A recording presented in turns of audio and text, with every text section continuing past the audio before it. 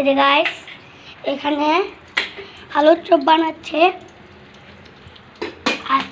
আগে তোমাদের সঙ্গে শেয়ার করেছিলাম, আগেরটা ছিল আলুর আগেরটা ছিল আলুর চপ, আর এখন হচ্ছে ডিমের চপ।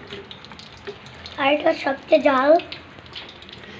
আর এই যে ডিম দিয়ে আটা লবণ দিয়ে এখানে করেছে।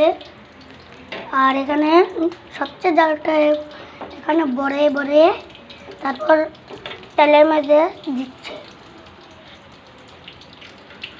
আর আমরা রাঁধতে থাকো, আমরা কতদূর পরে ভিডিও করবো আবার। আর খাওয়ানোর সময় আমরা শেয়ার করবো একটু। এই যে গাইস এখানে আর অর্ধেক হয়ে গেছে।